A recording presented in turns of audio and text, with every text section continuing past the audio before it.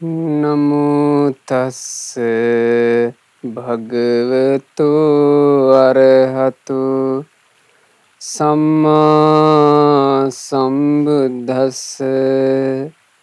ඒ භාග්‍යවත් වූ අරහත් වූ මහා කරුණික වූ අපගේ ගෞතම සම්මා සම්බුදුරජාණන් වහන්සේට නමස්කාර වේවා. සාදු සාදු සාදු. අප හැම දිනාගේ කල්යාණ මිත්‍ර ගුරු දේවෝත්තම පින්වත් ලොකු ස්වාමීන් වහන්සේ නිදුක්ව නිරෝගව දීර්ඝායුෂ සම්පන්නියම ලබත්වා. සාදු සාදු සාදු. පූජනීය ගරුතර මහා සංඝරත්නයන් අවසරයි. වාසනාවන්ත සදහැවත් පින්වතුනි, ලැබූ මනුස්ස ජීවිතේ අපි කාටත් අතිශයින්ම දුර්ලභ වූ සරණක් මුණ ගැහුණා. ඒ තමයි බුදුරජාණන් වහන්සේගේ සරණ, ධර්මයේ සරණ, සංඝරත්නයේ සරණ කියන මේ තෙරුවන් සරණ.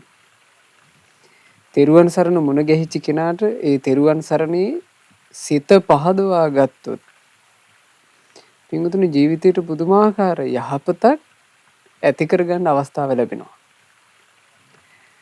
හරි විස්මය ජනකයි මේ බුදුසසුන පහළ වූ කාලේ මිනිසයා තමන්ගේ ජීවිතේ යහපතට පමනවාගෙන තියෙන හැටි. බුදු කෙනෙකුගේ යුගයක් පහළ වුණත් නැතත් පින්වතුනි, බුදුරජාන් වහන්සේ නමකගේ ශ්‍රී සද්ධර්මය අහන්න ලැබුණත් නැතත්, තෙරුවන් සරණක් මුණ ගැහුණත් නැතත්, අපි කාටත් මේ ජීවිත කතාවේ වයසට යෑම, ලෙඩවීම සහ මරණය අනිවාර්යෙන් උරුමයි. අපි කවුරුත් ගත කරන හැම මොහොතකම වයසට යමින් ඉන්නවනේ. ගත කරන හැම මොහොතකම අපේ වයස ගෙවෙනවා. ගත කරන හැම මොහොතකම අපේ ජීවිතේ මරණය කරා දෙනවා. ඒ බඳු ජීවිතයක තෙරුවන් සරණ මුණ ගැහිම නිසා මේ සත්වයා සමන්ගේ ජීවිතයට හදාගන්න යහපත හරි විස්මය ජනකයි. අද එහෙම මහා පුදුම සහගත පුවතක් අපි මේ ශ්‍රවණය කරන්න සූදානම් වෙන්නේ. අද දේශනාව වෙනුවෙන් දායකත්වයෙන් දරනු ලබන්නේ නම්බර 208 පල්ලෙගම අම්පිටිය යන ලිපිනේ පදිංචිව සිට මීට වර්ෂ 10කට ඉහතදී මියගිය පින්වත් ගාමිණී හේරත් පියාණන්ට පින්පෙත් අනුමෝදනා කරන අදහසින් පින්වත් රූපා හේරත් මෑණියන්, නිරෝෂන් හේරත් පුතුණුවන් සහ ඉෂාරා දිසානායක දියණිය විසින් මේ උතුම් ධර්ම දානමේ පින්කම මේ විදිහට සිද්ධ කරන්නේ. පින්වතුනි, සද්ධර්මාලංකාරයේ එන ධම්මා වස්තුව තමයි අද දවසේ අපි ඉගෙන ගන්න පුවත. මේ ලංකා භූමියේ ලජ්ජිතිස්ස නමින් රජෙක් රාජ්‍ය විචාරණ කාලේ පින්වතුනි, රුහුණු රටේ ගිරි තිම්බල 35 කියලා එක්තරා පර්වතයක විහාරයක් තිබුණා. ඒ විහාරයේ වැඩ වාසය කරන භික්ෂුන් වහන්සේලා පිණ්ඩපාතේ වඩින්නේ ඊට අසල තිබුණු සිව කියලා ගමකට.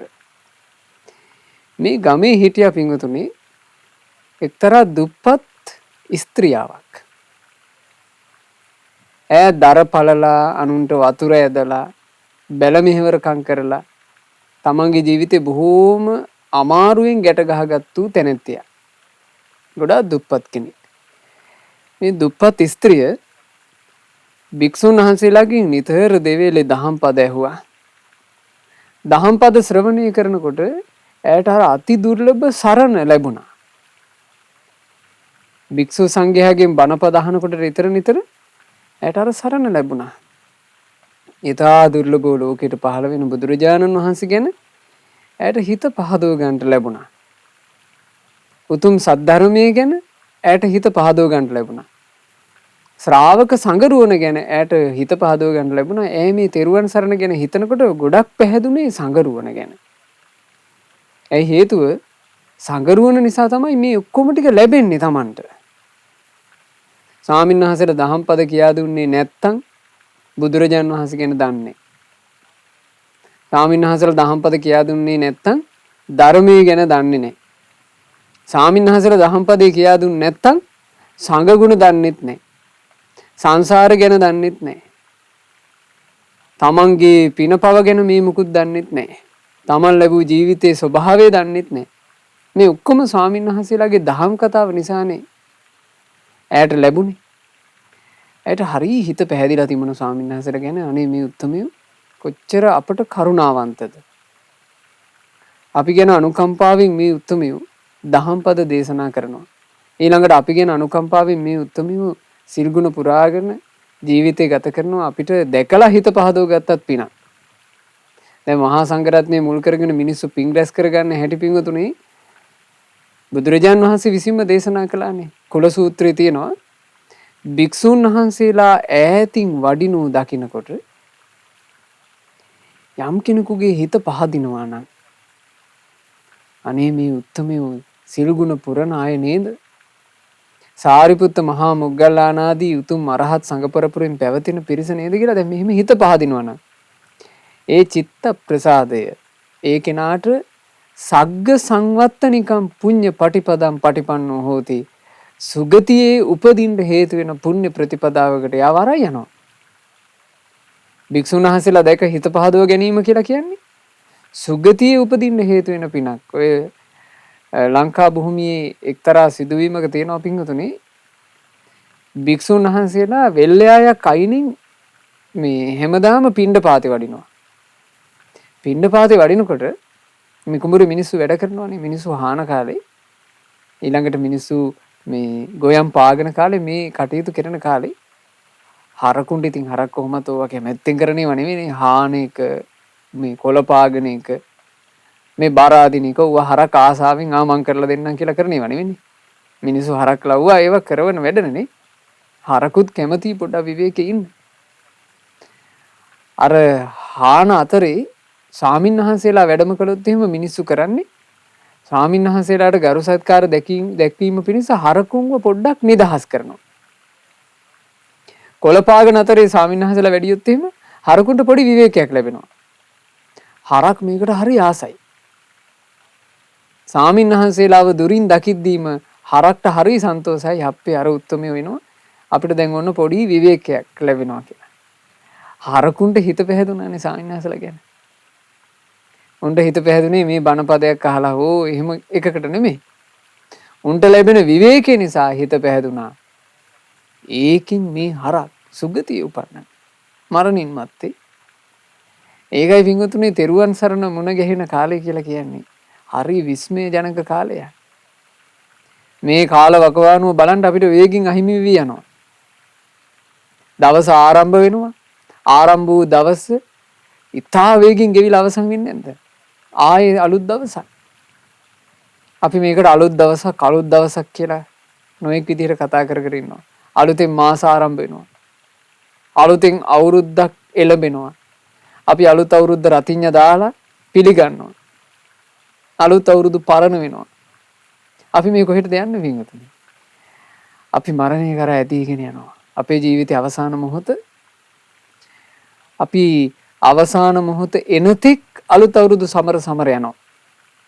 අපි දන්නේ නැහැ මේ සැමරිල්ලේ කෙලවර කොතනද තියෙන්නේ කියලා. හැබැයි තෙරුවන් සරණ මුණ ගැහිච්ච ජීවිතය ඇතුලේ අපිට හොඳට තෙරුවන් සරණ ගැන හිත පහදව ගන්න පුළුවන් වුණොත් පින්වතුනි දවස් ගත වෙවි යයි. අවුරුදු ගණන් ගත වෙවි යයි. අර සරණ ගැන හිතේ තියෙන ප්‍රසාදය අපිට මහා යහපතක් උදා කරනවා.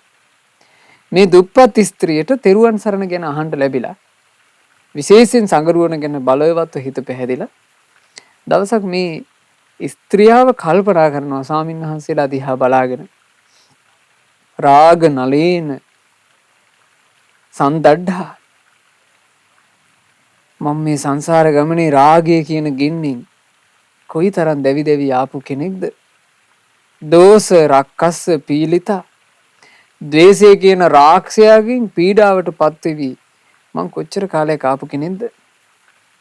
මෝහේන මුච්චිතා හුත්වා මෝහෙන් මුලාවට පත් වෙලා මෝහෙන් මෝඩ භාවයට පත් වෙලා මං කොච්චර කාලයක් සසරේ ආපු කෙනෙක්ද? සංසාරින් චිරන් මේ සංසාර ගමනේ මං සෑහෙන කාලයක් සැරිසරාගෙන ආවා. දැන් මේ ඔක්කොම ටික දැනගත්තේ ඈ ධර්මයෙන්.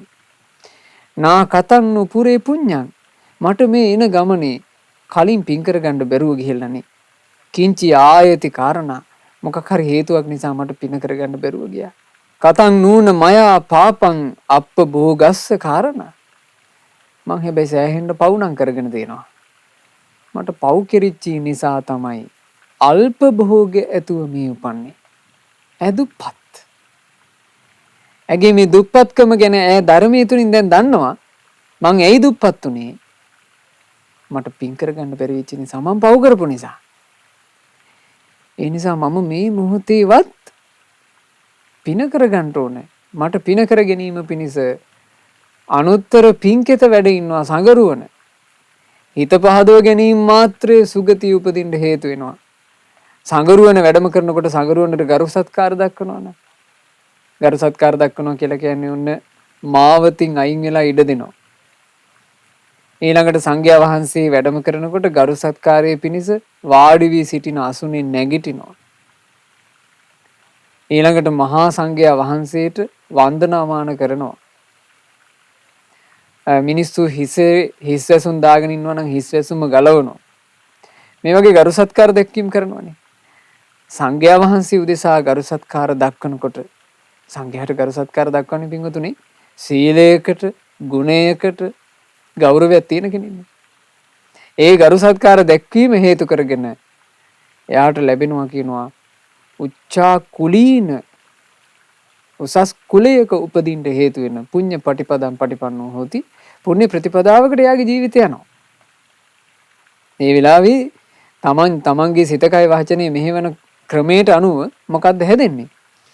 උසස් කුලයක උපදින්න හේතු වෙන පුණ්‍ය ප්‍රතිපදාවක්.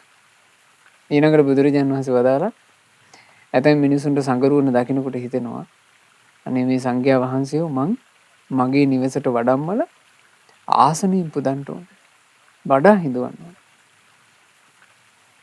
මිනිස්සු ආසනීය පුදලා මහා සංඝයාව වඩා හිඳවනවා. වඩා හිඳවලා ඒ මිනිස්සු හිතනවා කියනවා මෙහෙම. අනේ මේ උත්තමයන්ට මොනවා හරි දෙයක් පූජා කරගන්න නැත්නම් මාසන්තක දෙයක් මේ උතුමන්ට පුදන්න නැත්නම් කියලා. පූජාව ගැන හිතද්දි දැන් පූජා කරලා නෙමෙයි.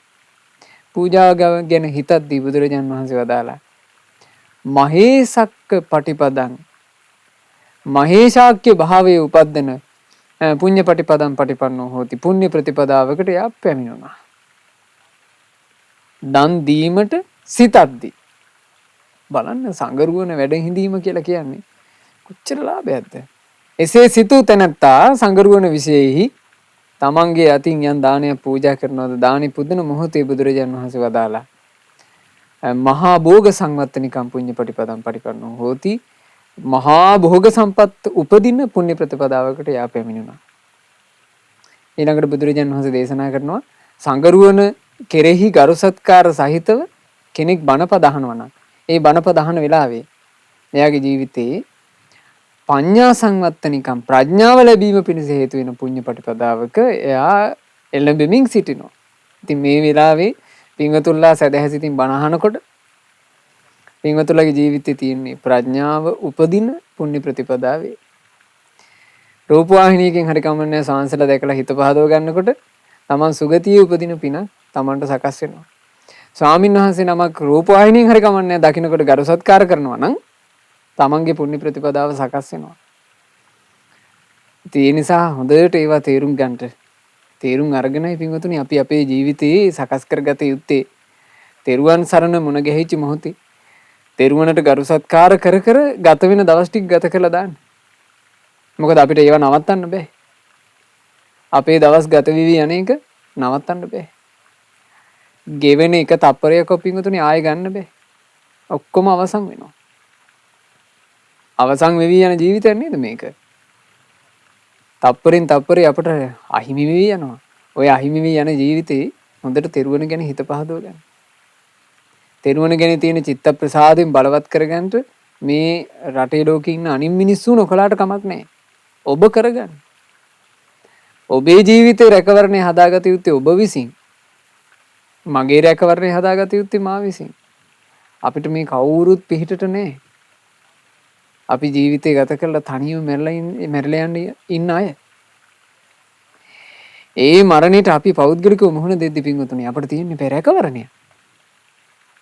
ඒ රැකවරණේ තෙරුවන් සරණ තුල හරි ලස්සනට හදා ගන්න පුළුවන්.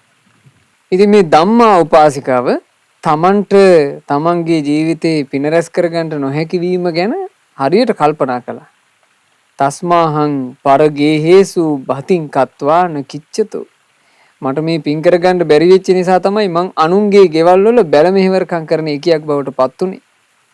ජීවිසාමි සුඛං මයං නබතෝ පටවි යත. මේ පොළවේ මං ජීවිතේ ගත කරත් මට කිසි සැපයක් නැහනේ. එනමුත් බුද්ධ පාදෝ අයං දානි ධම්මා ලෝකේ සුදිප්පති. මට බුදුරජාණන් වහන්සේ නමකගේ උපත සිදුවෙච්ච කාලයක මගේ ජීවිතේ ලැබුණා. මේ කාලේ ධර්මයේ දීප්තිමත්. බුද්ධ පුත්තාච ලෝකස්මින් වත්තන්ති ගුණසාගරා ගුණසාගරයක් දරාගෙන බුද්ධ පුත්‍රයන් වහන්සේලා රාවක රංග සංගරුවන මේ ලෝකේ වැඩ ඉන්නවා. මම මේ සංගරුවන මුල් කරගෙන මගේ ජීවිතේට හොඳ පිනක් රැස් කරගන්න ඕන බුද්ධ ශාසනයේ තියෙන කාලේ. ඔන්න ධම්මා හිතනවා. ඒ ගොඩාක් මහන්සියලා බැල මෙහෙවරකම් කළා. බැල මෙහෙවරකම් කරලා ඈ ඉපෙව්වා පිංගුතුනේ යම් කිසි ධනයක් ඈට වස්ත්‍රයක් අරගන්න පුළුවන් වෙන මට්ටමට. ටිකක් වටින පහේ වස්ත්‍රයක් අරගන්න පුළුවන් වෙන මට්ටමට යම් ධනයක් ඉපෙව්වා. ඉතිරි කළා. ඉතිරි කරලා යම් කිසි පමණක් වටින පහේ ගොඩාක් වටින නෙමෙයි. යම් කිසි පමණක් වටින පහේ වස්ත්‍රය මහා සංඝරත්නයේ විශේෂ පූජා කරන්නට අරගත්තා. ඒක අරගෙන ගිහිල්ලා හරි සන්තෝසයි. මේ කතා පොතේ කියනවා කනෝ කාමං මයා ලද්දා. කල්පනා කරනවා අප්පේ මට පුදුම ලාභයක්නේ ලැබුණේ. ඉදානත්තන්න උද්ධරේ මම මේ අවස්ථාව නම් මගේ හැරගන්නේ මම මේ සංගරුවන විශේෂයි මේ වස්ත්‍රය පූජා කරලා මම පින රැස් කරගන්නවා කියලා හිතාගෙන අර වස්ත්‍රෙත් අරගෙන ඒ ධම්මා කියන උපාසිකාව විහාරයට යනවා. මොකද්ද විහාරේ නම පින්වතුනි? ගිරි තිම්බිල 35 කියන විහාරයට.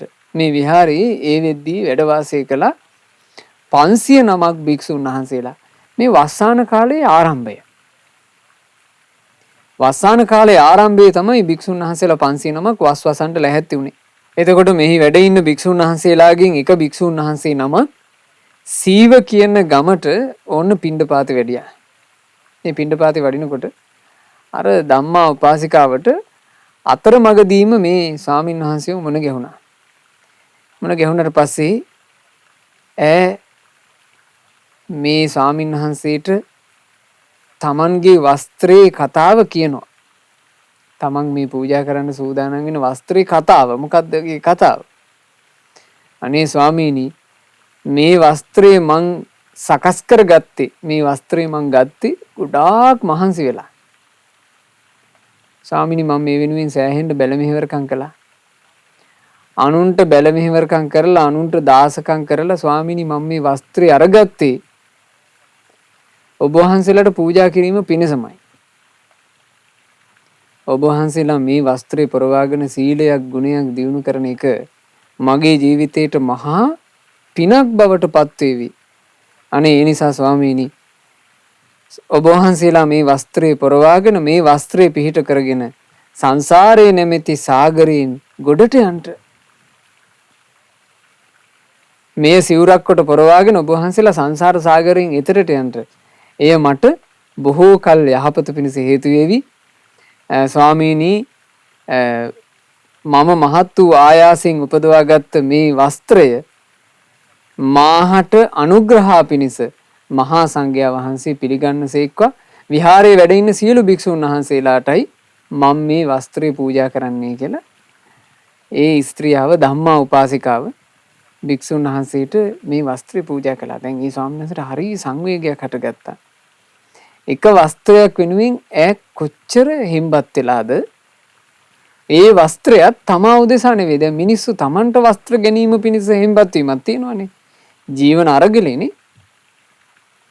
ජීවන අරගලේ කියන එකේදී Tamanට ඇඳුම් පැළඳුම් ගැනීම පිණිස මිනිස්සු ගොඩාක් වෙහෙසෙන්නේ නැද්ද? මිනිස්සු සල්ලි උපයලා සමහරවිට Tamanට ඇඳුම් ගන්න ඊට පස්සේ තව හිතනවා අලුත් අවුරුද්දට හරි දරුවන්ට ඇඳුම් ටිකක් අරන් දෙන්න.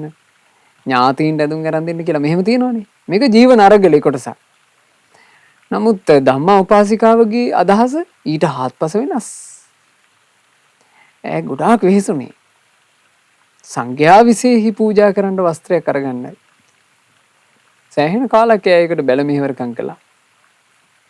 ඒකෙන් යම් මුදලක් ඉතුරු කළා. ඉතුරු කරපු මුදලෙන් මේ වස්ත්‍රය අරගෙන මහා සංඝයා විසෙහි පූජා කළා. මේ ස්වාමීන් වහන්සේ ඒ වස්ත්‍ර පූජාව පිළිඅරගෙන විහාරයට වැඩම කරනවා. විහාරයේ හවස් කාලේ මහා සංඝයාව රැස් කළා. මේ වස් එළඹිච්ච දිනේ වස් සමාදන් වෙච්ච දවස. වස් සමාදන් වෙච්ච භික්ෂූන්ට වස් 3 මාසයක් තියෙනවා. භික්ෂුන් වහන්සේලාව ආමන්ත්‍රණය කරලා අර භික්ෂුන් වහන්සේ තමන්ට ධම්මා උපාසිකාව දීපු වස්ත්‍රය ගැන සියලු භික්ෂුන් වහන්සේලාට කියනවා. ආශ්මතුනි මේ වස්ත්‍රය පූජා කළේ දුප්පත් ස්ත්‍රියක්. ඒ දුප්පත් ස්ත්‍රිය මේ වස්ත්‍රය සකස් කර ගැනීම පිණිස සෑහෙන්න බැල මෙහෙවරකම් කරලා තියෙනවා.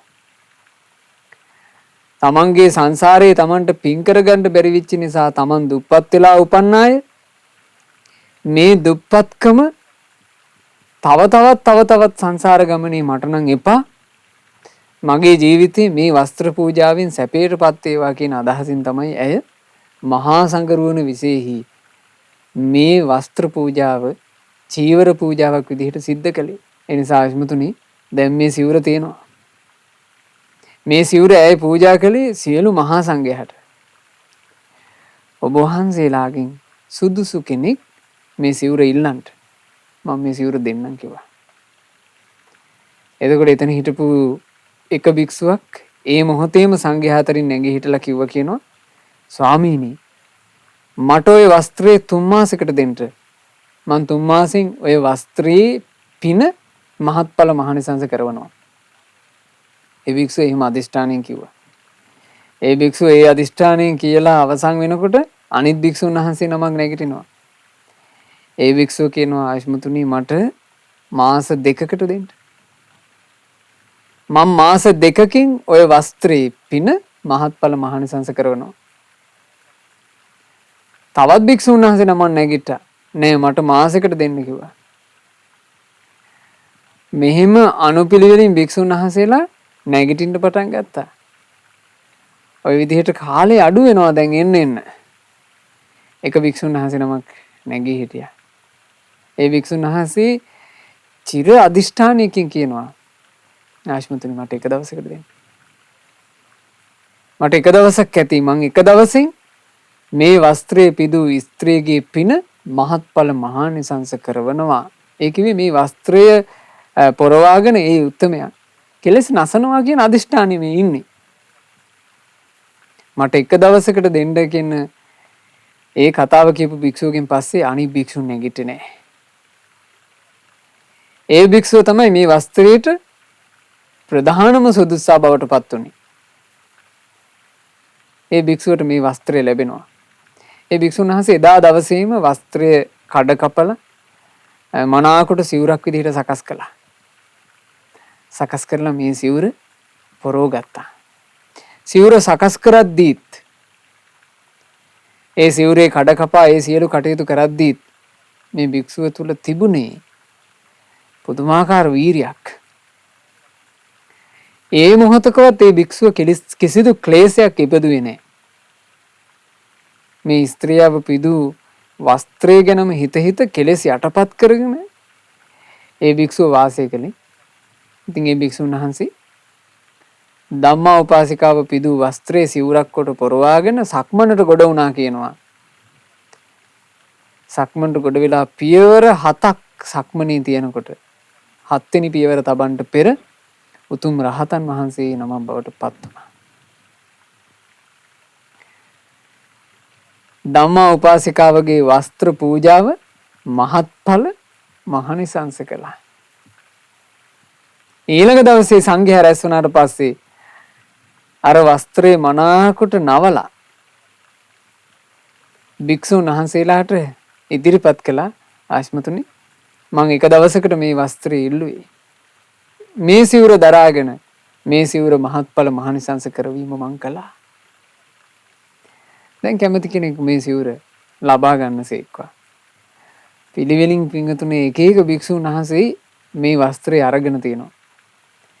3 මාසයක් ඇතුලේ 500 දෙනා වහන්සේම උතුම් රහතන් වහන්සේලා බවට පත් වුණා ධම්මා උපාසිකාවගේ ඒ සිවුර දරාගෙන. 500ක් මහා රහතුන් බිහි වුණා. ඒ 500ක් මහා රහතන් වහන්සේලා බිහි වෙනකොට වස්තුම් මාසේ අවසන් වුණා. දැන් වස් කාලේ අවසන් වෙනකොට කටින මහා පිංකම්නේ. ඒ කටින මහා පිංකම සිද්ධ වුණේ රජ්ජුරුවන්ගේ සම්පූර්ණ දායකත්වයෙන්. රජ්ජුරුව කවුද? ලජ්ජිතිස්ස මහ රජ්ජුරුව. ලජ්ජිතිස්ස රජ්ජුරුව මහා පවාරණ දවස මුල් කරගෙන නොයෙක් ආකාරයෙන් කොඩි ඔසවලා නොයෙක් ආකාරයෙන් තොරන් සකස් කරලා මේ මුළු ප්‍රදේශයේම එක විදිහට අලංකාර කෙරෙව්වා තමන්ගේ සේවක කාර්කාදීන් ලවා. විශේෂයෙන් දැන් මහා පිංකම සිද්ධ කරන වෙලාවේ මේ ගිරිතිම්බිල තිස්ස කියන පර්වතයේ ඒ විහාරය ගොඩාක් අලංකාර කරන්න ඉපේ. මේ විහාරය අලංකාර කිරීම පිණිස රජුරුව සෑහෙන වටින ලක්ෂ ගණන් වටින වස්ත්‍ර යවලා නොඑක් තැන්වල කොඩි බන්දලා වියම් බන්දලා හරි ලස්සනට සරසන්න පටන් ගන්න තියෙනවා. දැන් මේ සැරසිල්ල කරගෙන ගියා. සැරසිල්ල කරද්දී භික්ෂුන් වහන්සේලා කල්පනා කරනවා දැන් මේ උතුම් රහතන් වහන්සේලා 500 නම කල්පනා කරනවා. ධම්මා උපාසිකාව පිදු මේ උතුම් චීවරය නිසා තමයි අපි සියලු දෙනා වහන්සේ වීරිය වඩලා කෙලෙස් නැසුවේ. ඒ නිසා ඇත්තටම දජයක් කොට ඔසවන්න ඕනේ මේ වස්ත්‍රයයි. භික්ෂුන් වහන්සේලා විහාරයේ ප්‍රධාන ద్వාරයේ ඉස්සරහා විහාරයට එළවෙන ප්‍රධාන දොර ඉස්සරහා සියලු දෙනාට ඉහළින් අර ධම්මා උපාසිකාව පිදු චීවරය දජයක් කොට කොඩියක් කොට ඔසවන්න කටයුතු සංවිධානය කළා. සේවක පිරිසට කිව්වා මෙන්න මේ කොඩියක් කොට ඔසවන්න. දැන් ඒක 500 දිනක් පොරවලා 3 මාසයක් තිස්සේ මාරුවෙන් මාරුවට ඉල්ලගෙන 500 දිනක් පොරවලා ඒක පරණ වෙලා තිබුණේ. අනිත් කොඩි අස්තරේ මේක නිකන් අර අව පැහැයෙන් එහෙම පේනවා. ලජ්ජිතිස්ස මහරජුරු මේ කටින මහා පිංකමට සැරසිලි කටයුතු ඔක්කොම අවසන්ද කියලා බලන්න රාජුගේ අශ්වයාගේ පිටේ නැගිලා මේ ප්‍රදේශයේ චාරිකාවෙනු ඇවිදින්න. සැරසිලි බලන්න නෙන්නේ. සැරසිලි බලන්න එද්දීම රජුරුවන්ගේ හිත නොසතුටටපත් වුණා. ඒ ලස්සන සැරසිලි අතරේ පරණ වෙලා ගියපු වස්ත්‍රයක් කොඩියක් විදියට ඔසවලා තිනවා. සේවක කාර්කාදීන්ට පොඩ්ඩක් සැර කරලා ඇහුවා රජුරුව. මොකෝ මේක? දේවයන් වහන්සේ ඒ ගැන දන්නේ මහා සංඝයා වහන්සේමයි කිව්වා. අපි දන්නේ නැහැ කිව්වා. අපට කිව්වේ ඕක මෙතන ඔසවන්න කියලා විතරයි කිව්වා. රජුරුව ටිකක් නොසතුටින් වගේ මහා සංඝයා වහන්සේ මුණ ගැහෙන්න ගියා. මුණ ගැහෙන්න ගිහිල්ලා කියනවා අනේ ස්වාමීනි ඔබ වහන්සේලාගේ මේ විහාරයේ ඉදිරිපිට පරණ වස්ත්‍රයක් ඔබ වහන්සේලාගේ කීමට මගේ සේවක පිරිස ඔසවලා තියෙනවා දජයක් විදියට. අනේ ස්වාමීනි මම මේ කටින මහා පිංකම හරිය ලස්සනට කරන්න බලාපොරොත්තු වෙන්නේ. ඒ උදෙසා ඊටාම වටින වස්ත්‍ර වලින් මම කොඩි ඔසවලා තියෙද්දි ඇයි ස්වාමීනි ඔබ වහන්සේලා මේ පරණ වස්ත්‍රය කොඩියක් විදිහට ඔසවන්න කල්පනා කළේ? ස්වාමීනි මේ වස්ත්‍රයෙන් ඔබ වහන්සේලාට සැලසිච්චි යම් උපකාරයක් තියෙනවද? එතකොට කියනවා රජතුමනි මේ උතුම් සිවුර නිසා මේ වස් කාලයේ ඇතුළත මේ 500 දෙනා වහන්සේම තමන්ගේ පැවිදි කිස සම්පූර්ණ කරගත්තා. තමන්ගේ පැවිද්දේ අර්ථය සම්පූර්ණ කරගත්තා. සියලු දෙනා වහන්සේම තමන්ගේ උතුම් පැවිදි ජීවිතේ සම්පූර්ණයෙන්ම සාර්ථක කරගත්තා මේ සිවුර නිසා. ඒ වචන කියනකොට රජුරවන්ට තේරුණා. ඒ කියන්නේ මේ උත්තමයන් සියලු දෙනා වහන්සේ රහතන් වහන්සේලා. රජුරවන්ට හරි සතුටක් ඇති වුණා. එතකොට ඒ රහතන් වහන්සේලා බලන්න මේ සිවුර ගැන කියපු දේ මල මූත්‍ර වැකීමෙන් අපවිත්‍රව දමන ලබ්ධා වූ කඩරෙද්දක් වී නමුත් යම්කිසි කෙනෙක් දැක මේ සිවුර මල මූත්‍ර වැකිලා පසෙකට විසික් කරලා තියෙන සිවුරකින් පොඩි කොටසක් නමුත් සිවුරකින් පොඩි කෑල්ලක් තියෙනවා ඒකේ අසූචි වැකිලා ඒක පැත්තකට විසික් කරලා තියෙනවා. යම්කිසි කෙනෙක් අසූචි වැකී තියෙන ඒ සිවුරේ කැබැල්ල දැකලා සාදරයෙන් වන්දනාමාන කළොත් එහෙම අනේ මේ උතුම් අරහත් ධජේ නොවේද කියලා ඒ කෙනාට ඒ තුලින් මහත් වූ යහපතක් සැලසෙනවා කියලා. මහත් වූ යහපතක් සැලසෙනවා කියලා. ඒ නිසා රජතුමනි ඔය අනෙක් ධජ ඔක්කොම නිකන් ධජ.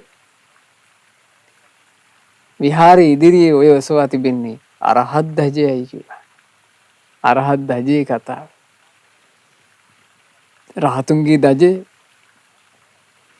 පිංගුතුනි රහතන් වහන්සේලා අපේ සාරිපුත්ත මහරහතන් වහන්සේ අපේ මහා මොග්ගල්ලාන මහරහතන් වහන්සේ ආදී කොට ඒ උතුම් රහතන් වහන්සේලා වැඩ සිටියේ මේ උතුම් චීවරේ දරාගෙනනේ. සිවුරක් දකිනකොට අපි ඒ ගැන සිහි කරගන්න ඕන. අපි කොයි කවුරුත්. ඒ රහතුන් නික්ලේශී භාවයේ ලැබුවේ සිවුරක් ගත දවටාගෙන. ඔබ ආසා තිබෙනවා ලෞතුරා බුදුරජාණන් වහන්සේ මුල් කාලේ භික්ෂූන් වහන්සේලාට එහි බික්ඛු පැවිදි උපසම්පදාව ලබා දෙනවා. එහි බික්ඛු පැවිදි උපසම්පදාව කියලා කියන්නේ බුදු කෙනෙක්ගේ එරදියක්.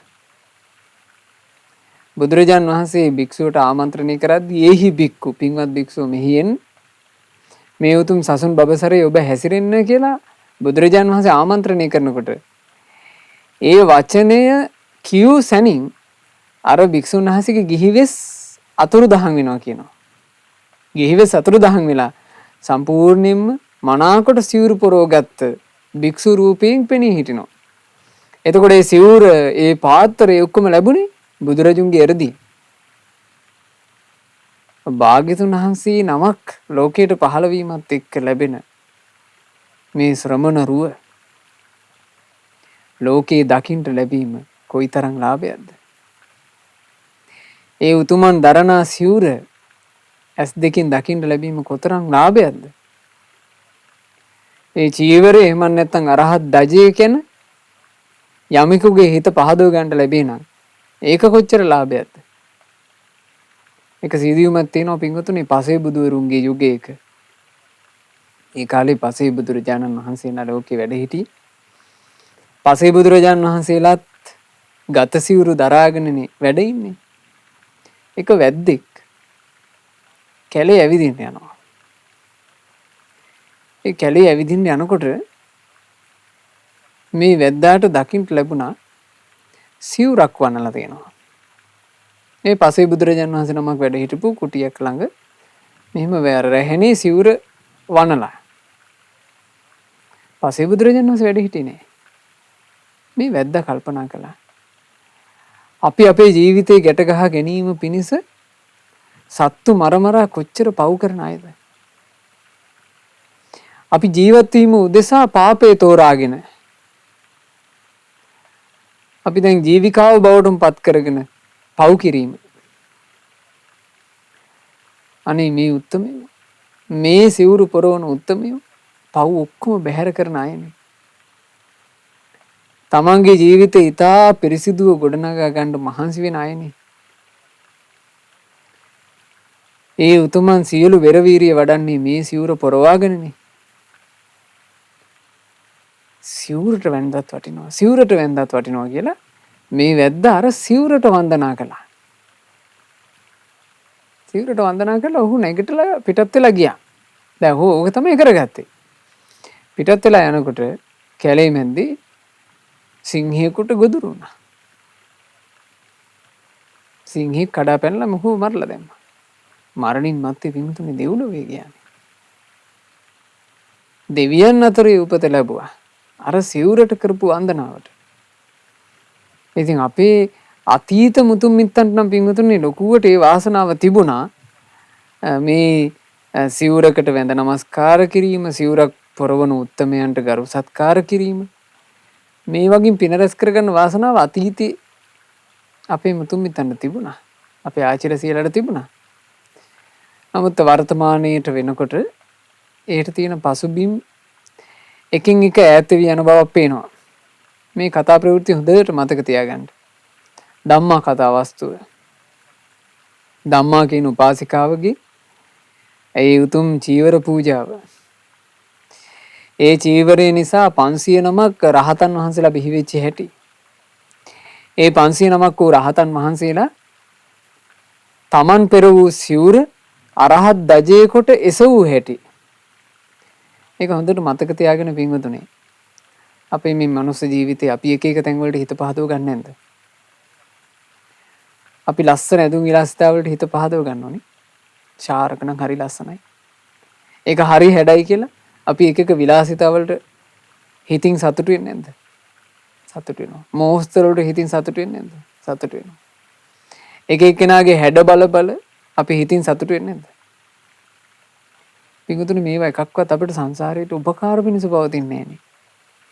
හැබැයි ඔබ ඔබේ හිත පහදව ගත්තොත් එහෙම සිවුරක් දැරු ශ්‍රමණ රුවට බොහෝ කල යහපත පිණිස පවතිනවා.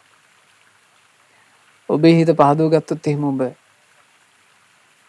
මේ සිවුරක් දැරු උත්තමයෝ පිළිවෙත් පුරනවා කියන එක ගැන සිහි කරලා බොහෝ යහපත පිණිස පවතිනවා. අසුචි තැවරලා තිබුණත් මේ සිවුරට වන්දනා කරද්දී ඒකෙන් මහත්ඵල මහානිසංස පිනක් උපදිනවා. ඉතින් අපිට මුණ ගැහිලා තියෙන අවස්ථා මේ අවස්ථාවලින් හොඳට තමන්ගේ ජීවිතේ ඵල ප්‍රයෝජනෙ අරගන්න දක්ෂ වෙන්න. බුද්ධෝත්පාද කාලයක් ඇරුණුකොට මේ ලෝකේ මේ සිවුර දකින්න ලැබෙන්නේ නැත.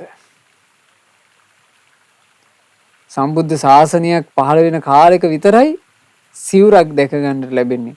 සාමාන්‍යයෙන් පින්වතුන්ලාට හිතෙන්න පුළුවන් පසේ බුදුවරුන්ගේ යුගයන් වල දකින්න ලැබෙනවනේ කියලා. පසේ බුදුවරුන්ගේ යුගයනුත් පින්වතුනේ බුද්ධෝත්පාද කාලයක් සමීපවයි පහළ වෙන්නේ. පසේ බුදුවරුන්ගේ කාලේ එහෙම මේ අබුද්ධෝත්පාද කාලවල එකපාර හටගන්නේ. සම්මා සම්බුදුරජාණන් වහන්සේ නමක් පහළ වෙන්න සමීපතම යුගයේ පොඩි කාලයක් වෙන් වෙනවා පසේ බුදුවරුන් උදෙසා. දැන් අපේ අරහත් සම්මා සම්බුදුරජාණන් වහන්සේ ගෞතම බුදුරජාණන් වහන්සේ මනුස්ස ලෝකේ පහළ වෙනකොට බෝධිසත්වයන් වහන්සේ මනුලොවේ උපදින දවසේ තමයි අවසාන පසේ බුදුරජාණන් වහන්සේගේ පිරිනිවීම සිද්ධ වෙන්නේ. ගෞතම බුදුරජාණන් වහන්සේ පහළ වෙන්න පෙර හටගත්ත පසේ බුදුවරුන්ගේ යුගයේ අවසාන පසේ බුදුරජාණන් වහන්සේගේ පිරිනිවීම මට මතක විදිහට මාතංග පසේ බුදුරජාණන් වහන්සේ. ඒ පසේ බුදුරජාණන් වහන්සේගේ පිරිනිවීම වෙන්නේ බෝසතාණන් වහන්සේ උපදින දවසේ. එතකොට බලන්න. ඉතින් අපි මේ විදිහට හොඳට තේරුම් ගන්න ඕන පින්වතුනි අපි ලබා සිටින වාසනාව බුදු සරණ මුණ ගැහිම නිසා, ධර්මයේ සරණ මුණ ගැසීම නිසා, සංඝරත්නයේ සරණ මුණ ගැහිම නිසා අපි ලබා සිටින වාසනාව අපි තේරුම් ගත්තොත් එහෙම මේ තෙරුවන මුල් කරගෙන අපිට ජීවිතයට ලොකු යහපතක් සලසා ගන්නට අවස්ථාව තියෙනවා. ඉතින් සද්ධර්ම අලංකාරයේ මේ ධම්මා වස්තු අවසන් කරනකොට මේ බඳු ප්‍රකාශයක් කරනවා. අහෝනු භාවං කපනාය දින්නවත්තස්ස සුපේසලස්ස. ඒ සුපේසල වූ භික්ෂු සංඝයා වහන්සේට ඒ දුප්පත් ස්ත්‍රිය දුන්නා වූ වස්ත්‍ර දානයේහි ආනුභාවයෙන් නම් ඊට ආශ්චර්යයි. ලද්ධාසි ධම්මා භවභෝග සම්පදං බික්කූපි කීනාසවතං ගතාසුම්. ඒ ධම්මා නම් වූ ස්ත්‍රියෝ තමන්ගේ වස්ත්‍ර පූජාව හේතු කරගෙන මරණින් මත්තේ දෙවියන් අතර උපදී බොහෝ භෝග සම්පත් ලබන ලද්දේය. ඒ වස්ත්‍ර පූජාව නිසාම 500ක් වූ භික්ෂුන් වහන්සේලා අරහත්ත්වයට පැමිණි සේක්මය. ඉතින් ධම්මා උපාසිකාවගේ කතා වස්තුව හොඳට තමන්ගේ හිත්ති දරාගෙන තෙරුවන් සරණ මුණ ගැහුණු මේ මොහොතේ අපි කාටත් ඒ තෙරුවන මුල් කරගෙන අපේ ජීවිතයට පිහිට පිළිසරණ රැකවරණ සලසා ගන්නට වාසනාව ලැබෙත්වා කියන අදිෂ්ඨානයේ අදහස අපි හිතවල ඇති කරගනිමු. රැස් කළ උදාරතර පුණ්‍ය ධර්මය අපි අනුමෝදන් කරමු. මීට වසර 10කට ඉහතදී මිය පරලෝ ගිය පින්වත් ගාමිණී හේරත් පියාණන්ට මේ සියලුම පින් අනුමෝදන් වෙත්වා අනුමෝදන් වෙත්වා අනුමෝදන් වෙත්වා. ඒ පියාණන්ගේ පරලොව ජීවිතේ ඒකාන්ත වශයෙන් සැපයට පත්වෙත්වා. ඉක්මන් භවයකදීම සංසාර දුකින් අත් මිදෙත්වා. සාදු සාදු සාදු. රැස් කළා වූ සියලුම පුණ්‍ය ධර්මයන් සියලු දෙවියෝ සතුටු සිත් උපදවාගෙන අනුමෝදන් වෙත්වා. පින් අනුමෝදන් වන දෙවිවරු දිව්‍ය සැපයෙන් දිව්‍ය ආශ්චර්යෙන් වැඩෙත්වා. ඒ දෙවියන්ගේ නිරන්තර රැකවරණය අප කොයි කාටත් දෙවියෝ නොඅඩුව සලසත්වා. දෙවියෝද සංසාර දුකින් අත් මිදෙත්වා. සාදු සාදු සාදු. අපගේ ගුරු දේවෝත්තම පරම පූජනීය පින්වත් ලොකු ස්වාමින් වහන්සේට මේ සියලුම පින් අනුමෝදන් වෙලා ගුරු දේවයන් වහන්සේ නිදුක්ව නිරෝගව දීර්ඝායුෂ සම්පන්නියම ලබත්වා. අප රැස් කළා වූ සියලුම පුණ්‍ය ධර්මයෝ සියලු දෙවියෝ සතුටු සිත් උපදවාගෙන අනුමෝදන් වෙත්වා. සක් දෙවිඳුන් සතරවරන් දෙවිවරු සෙන්පති දෙවිවරු ඇතුළු පින් අනුමෝදන් වන සියලු දෙවිවරු දිව්‍ය සැපයෙන් වැඩෙත්වා. ඒ සියලු දෙවියන්ගේ නිරන්තර රැකවල් අපට සලසත්වා. දෙවියෝද සංසාර දුකින් අත් මිදෙත්වා. සාදු සාදු සාදු. අපගේ ගුරු දේවෝත්තම පරම පූජනීය පින්වත් ලොකු ස්වාමින් වහන්සේට සියලු පින් අනුමෝදන්ව ගුරු දේවයන් වහන්සේ නිදුක්ව නිරෝගව දීර්ඝායුෂ සම්පන්නියම ලබත්වා. මහමෙවුනා වාසී රටලෝක වාසී මහා සංඝරුවන පින් අනුමෝදන්ව පින්වතුන් වහන්සේලා නිදුක් නිරෝග සුවය ලබත්වා. පින්වත් අනගාരികා මෑණියන් වහන්සේලාට සිල් මෑණියන් වහන්සේලාට පින් අනුමෝදන් වෙත්වා. පැවිදි අපේක්ෂාවෙන් සිටින උපාසක උපාසිකාවන් සියලු දෙනාද පින් අනුමෝදන්ව ගෞතම සසුන තුලම ධර්මාවබෝධයෙන් සැනසෙත්වා. සාදු සාදු සාදු. රැස් කළ පින නම්බර 208 පල්ලේගම අම්පිටිය යන ලිපිනේ පදිංචිව සිට මීට වසර 10කට ඉහතදී 2012 ජූනි මාසයේ 20 වන දින මිය පරලෝ යන්ට යෙදුනා වූ පින්වත් ගාමිණී හේරත් පියාණන්ට සියලු පුණ්‍ය ධර්මයෝ අනුමෝදන් වෙත්වා අනුමෝදන් වෙත්වා අනුමෝදන් වෙත්වා. ඒ වගේම මිය පරලෝ ගිය රම්බණ්ඩා හේරත් පියාණන්ට පින්වත් ටිකිරි මණිකේ හේරත් මෑණියන්ට පින්වත් සයිමන් සිඤ්ඤෝ පියාණන්ට පින්වත් පොඩි මණිකේ මෑණියන්ට පින්වත් නිමල් හේරත් සහෝදරයාට පින්වත් අසේල හේරත් සහෝදරයාට ඒ වගේම පින්වත් සුනිල් අතුකෝරළ සහෝදරයාට පින්වත් රූපචන්ද්‍ර දිසානායක පියාණන් ඇතුළු තමන්ගේ නමින් මියගිය සියලුම ඥාති සමූහයා පින් අනුමෝදන්ව ඥාතීන්ගේ පරලෝ ජීවිතයේ සැපයටම පත් වේවා. අපගේ ඥාතීන්ට ඉක්මන් භවයකදීම සංසාර දුකින් නිදහස් වෙන්න මේ පින හේතු වේවා කියන ප්‍රාර්ථනාවෙන් පින් අනුමෝදනා සිදු කරන්න. ධර්ම දානයන් සිදු කළ ඒ පින්වත් රූපා හේරත් මෑණියන්ට මේ සියලුම පුණ්‍ය ධර්මයෝ අනුමෝදන් වෙත්වා අනුමෝදන් වෙත්වා අනුමෝදන් වෙත්වා. නිරෝෂන් හේරත් පුතාට සහ ඉසාරා දිසානායක දුවට මේ සියලු පින් අනුමෝදනා වෙත්වා. පෙසඳු අභිමන් පුතාටත් දුල්මිත් කවින්ස පුතාටත් කරුණාවති දිසානායක මෑණියන්ටත් මේ සියලුම පින් අනුමෝදන් වෙලා සියලු දෙනාට නිදුක් නිරෝග සුව ශාන්තිය දීර්ඝායුෂ සම්පන්නිය සැලසේවා. විශේෂයෙන් දැනට අසනීප තත්ත්වයෙන් පසුවෙන පවුලේ සියලු ඥාති සමූහයාටත් අසල්වැසියන්ටත් ඉතා ඉක්මනින්ම නිදුක් නිරෝග සුවපත් භාවය ලැබෙන්න මේ උදාර ධර්ම දානමය පින ඒකාන්ත කොට ආශිර්වාදයක් වෙත්වා.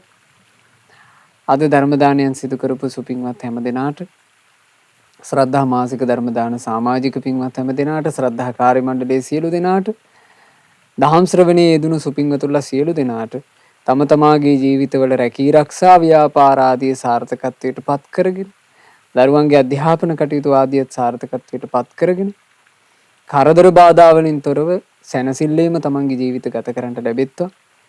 කල්යාණ මිත්‍ර ඇසුරේ තවදුරටත් ජීවිතයට හොඳට පින් කර ගන්නට ලැබෙත්වා. ධර්මයේ හැසිරෙන්න ලැබෙත්වා. සියලු දෙනාට ගෞතම සසුන තුළම ධර්මාවබෝධයෙන් සැනසෙන්නට වාසනාව ලැබෙත්වා. තෙරුවන් සරණයි. නමෝ බුද්ධාය.